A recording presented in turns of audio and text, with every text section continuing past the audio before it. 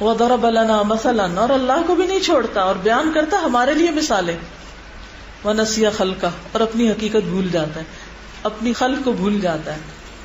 قَالَ، کہتا ہے، مَن يُحْيِي الْعِظَامَ وَهِيَ رَمِيمٌ، کون زندہ کرے گا ان ہڈیوں کو جبکہ وہ پرانی ہو چکی ہوں گی، بوسیدہ ہو چکی ہوں گی. رم العظم کہتے ہیں ہڈی کا پرانے ہو کر ٹکڑا الگ ہو جانا. پرانی رسی کا ٹکڑا جو علیحدہ ہو اس کو بھی رم کہتے ہیں، ہڈی کے ٹکڑے کو بھی کہتے ہیں. اس کے پس منظر میں یہ بات بتائی جاتی ہے کہ ابی ابن خلف حضور صلی اللہ علیہ وسلم کے پاس آیا. اس نے ہاتھ میں ایک بوسیدہ ہڈی پکڑی ہوئی تھی اور وہ اس کے ٹکڑے کر کر کے ہوا میں یوں بکھیر رہا تھا اور کہہ رہا تھا، اے محمد تمہارا کیا خیال ہے، اللہ تعالیٰ اس بوسیدہ یعنی پرانی ہڈی کو پھر زندہ کرے گا؟ تو رسول اللہ صلی اللہ علیہ وسلم نے فرمایا، اللہ یحییہ، اللہ ہی اس کو زندہ کرے گا، ثم یمیت، پھر اس کو مارے گا، ثم یدخلک النار، پھر تجھے آگ میں داخل کرے گا. تم جو ایسی باتیں اللہ پہ کرتے ہو. تو اس موقع پر یہ آیات نازل ہوئی. وَضَرَبَ لَنَا مَثَلًا وَنَسِيَ خَلْقَهُ. کتنی حیرت کی ویسے بات ہے نا، ہم جو اتنے 5-6 فٹ کے انسان، کئی 100 پاؤنڈ وزن کے، شروع کہاں سے ہوئے تھے؟ ابتدا میں کیا تھے؟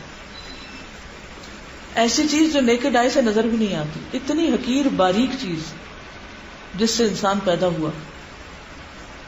اور پھر جب انسان کو اللہ بولنے کی طاقت دیتا ہے تو اللہ ہی کے خلاف باتیں بنانے لگتا ہے اور اللہ ہی کے احکام کا مذاق اڑانے لگتا ہے اور کہتا ہے کہ ہڈیاں کون دوبارہ اٹھائے گا، اس سے انسان کیسے بنے گا. تو اللہ تعالیٰ فرماتے قل یحییھا الذی انشأھا اول مرہ، کہہ دیجیے زندہ کرے گا ان کو وہی جس نے پیدا کیا ان کو پہلی بار. یعنی سمپل سا فارمولا، سمپل سی لاجک ہے، ویری سمپل، ویری ایزی. کہ انسان سوچو پہلے کس نے بنایا تھا؟ جس نے پہلے بنایا تو دوبارہ بھی بنا لے گا. قل یحییھا الذی انشأھا اول مرہ وہو بکل خلق علیم، اور وہ ہر تخلیق کے کام کو جانتا ہے. وہ اپنی مخلوق سے یا تخلیق کے ہر کام کو خوب خوب جاننے والا ہے. تخلیق کا ہر کام جانتا ہے. بکل خلق علیم، سورۃ الملک میں آیا تھا نا، الا یعلم من خلق وہو اللطیف الخبیر. کیا ہم اپنے خالق خود ہیں؟ اپنے ہاتھ ہم نے خود بنائے تھے؟ نہیں. اگر ہمیں کسی نے بنایا ہے تو جس نے پہلی دفعہ بنایا وہ دوسری دفعہ بنا سکتا ہے. اور پھر لا جواب دلیل دی، الذی جعل لکم من الشجر الاخضر نارا، وہ جس نے تمہارے لیے سبز درخت سے آگ نکالی وہ پیدا کرے گا ان ہڈیوں کو دوبارہ. درخت سبز اور اس میں سے آگ نکلے. عام طور پہ تو سوکھی لکڑیاں جلائی جاتی ہیں نا، تو عربوں کے ہاں 2 درخت تھے، مرخ اور افار. تو وہاں اس وقت دیا سلائی کی فیکٹریاں نہیں تھیں اور گھر گھر میں اور ہر ایک کی پاکٹ میں دیا سلائی نہیں ہوتی تھی. تو بعض اوقات وہ آگ حاصل کرتے تھے پتھر کو پتھر پہ مار کے چکماک سے. اور یہ 2 درخت جو تھے صحرا میں، ان کی سرسبز ٹہنیاں توڑتے درخت سے اور ایک کو ایک پہ مارتے اور اس میں سے آگ نکل آتی. تم خود سوچو کہ جس رب نے ان درختوں کے اندر فیول رکھ دیا ہے اور ان درختوں کے اندر آگ رکھ دی ہے جو بظاہر سرسبز ہے، کیا وہ ہڈیوں کے اندر جان پیدا نہیں کر سکتا؟ جو سرسبز درخت سے آگ نکال سکتا ہے، کیا وہ ہڈیوں سے دوبارہ انسان نہیں کھڑا کر سکتا بنا کر، جبکہ وہ تخلیق کا ہر کام جانتا ہے؟ الذی جعل لکم من الشجر الاخضر نارا فاذا انتم منہ توقدون، پھر تب تم اس سے جلاتے ہو. وقود کہتے ہیں نا ایندھن کی لکڑیوں کو، آگ کے شعلے کو بھی کہتے ہیں. تو بات یہ ہے کہ اگر درخت سے آگ نکل سکتی ہے تو زمین سے زندہ انسان بھی نکل سکتے ہیں اور قیامت بھی آ سکتی ہے. تو اس لیے بے حد ضروری ہے کہ انسان اللہ کو پہچانے، اس پر ایمان لائے اور اس کی اطاعت کرے. اللہ تعالی ہمیں اس کی توفیق دے. آج کی جتنی بھی آیات تھی وہ کائنات کی نشانیوں کے بارے میں، تخلیق کی مختلف نشانیوں کے بارے میں تھی. ان سب چیزوں کو اپنی آنکھوں سے بھی دیکھتے رہتے ہیں. تو اصل بات یہ ہے کہ ہم عمل کرنے والے بنیں. اولیس الذی خلق السماوات والارض بقادر، کیا نہیں وہ ذات جس نے پیدا کیا آسمانوں اور زمین کو، بقادر قادر، علی اس بات پر، کس بات پہ قادر، ان یخلق مثلہم کہ وہ ان جیسوں کو پھر بنا دے. یعنی آسمان اور زمین کی پیدائش زیادہ بڑا کام ہے. جو آسمان اور زمین پیدا کر سکتا ہے وہ انسانوں کو کیوں نہیں بنا سکتا؟ بلا کیوں نہیں بنا سکتا ہے. وہو الخلاق العلیم، اور وہ ماہر خلاق ہے، علیم جاننے والا. خلاق مبالغے کا صیغہ ہے، یعنی خالق تو ہے نا پیدا کرنے والا، خلاق بہت زیادہ جو پیدا کر سکے. آپ نے وہ واقعہ سنا ہوگا نا بنی اسرائیل کا، جو ایک شخص بیمار ہوا اور مرنے کے قریب ہوا تو اس نے اپنی اولاد سے کہا جب میں مر جاؤں تو مجھے جلانا اور میری راکھ پیس کے پھر سمندر میں ڈال دینا. ایک اور روایت میں آتا ہے کہ ہوا میں اڑا دینا اور مٹی میں ملا دینا.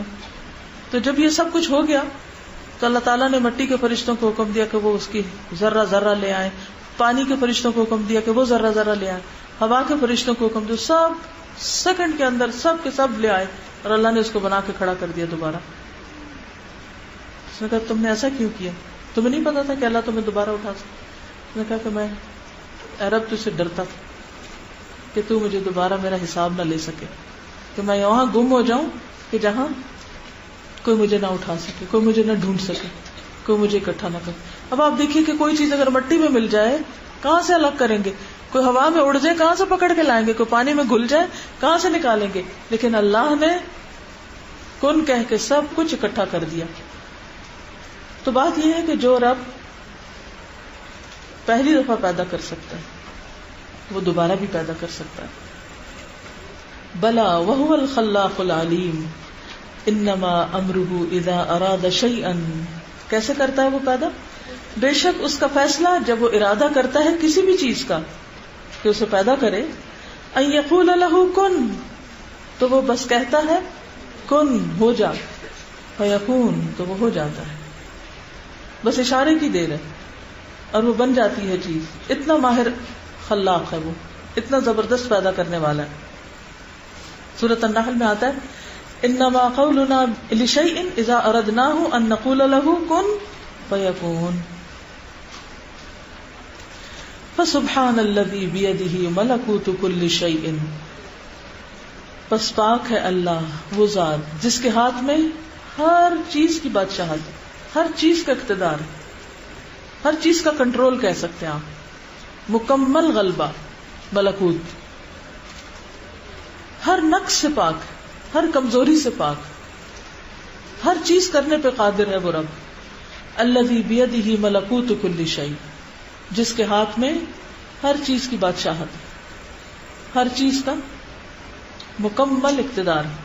وَإِلَيْهِ تُرْجَعُونَ، اور اسی کی طرف تم سب لوٹائے جاؤ گے، اسی کی طرف تم پلٹائے جاؤ گے. یعنی اس میں کوئی شک ہی نہیں کہ ہم سب کو پیدا بھی اللہ نے کیا، مالک بھی وہی ہے اور واپسی بھی اسی کی طرف ہے.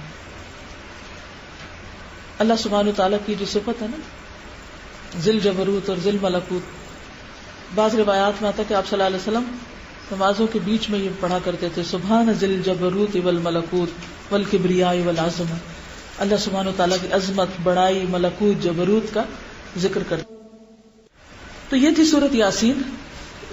ابتدا میں اللہ سبحانہ وتعالیٰ نے نبی صلی اللہ علیہ وسلم کے بھیجنے کا مقصد بتایا، قرآن حکیم کی حکمت کی بات کی، پھر کچھ لوگوں کے رویے کی بات کی کہ وہ ایمان نہیں لائیں گے اور اس کی وجوہات بیان کی، پھر انسان کے اعمال کی بات کی کہ کس طرح جو کچھ وہ کرتا ہے وہ سب اللہ کے اختیار میں ہے، پھر ایک تاریخی واقعہ پیش کیا کہ کس طرح ایک بستی کے پاس پیغمبر بھیجے گئے تو انہوں نے نہیں مانا، جو شخص مان گیا اس کا انجام کیا، جنہوں نے نہیں مانا ان کا انجام کیا ہوا.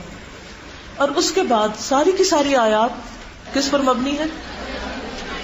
کائنات کی نشانیوں پر. پوری سورت دعوت دینے کا ایک بہترین پروگرام ہے کہ انسان جب اللہ کی طرف کسی کو بلائے تو اس کے لیے کیا کرے، ماضی کے واقعات بھی سنائے، اور کائنات کے غور و فکر سے بھی لوگوں کو خدا کی معرفت دے. ایک ایک چیز پر غور کریں. اس میں آپ دیکھیں جانوروں کا ذکر ہے, آسمانوں زمین کا ذکر ہے, اور پھر کھانے پینے کی چیزوں کا ذکر ہے, درختوں کا ذکر ہے, سواری کے جانوروں کا ذکر ہے, پھر بیچ میں قرآن مجید کی پھر بات کی گئی ہے. تو یہ ساری چیزیں کیا ہیں کہ اگر آپ بچوں سے لے کے بڑوں تک ان چیزوں پر غور و فکر کرنا سکھائیں گے تو انشاءاللہ ان کے دلوں میں اللہ کی محبت پیدا ہوگی اور اللہ کی اطاعت کا جذبہ پیدا ہوگا. اور یہی لوگوں کو دین سکھانے کا بہترین طریقہ ہے. تو الحمدللہ اللہ کے فضل اور احسان سے سورۃ یاسین مکمل ہو گئی. اللہ تعالی ہم سے اس کوشش کو قبول کرے, اور اگر کوئی بھول چوک ہو گئی ہو تو ہم سب کو معاف کر دے. جزاکم اللہ خیرا. سبحانک اللہم و بحمدک نشہد ان لا الہ الا انت نستغفرک و نتوب الیک. السلام علیکم و رحمۃ اللہ وبرکاتہ.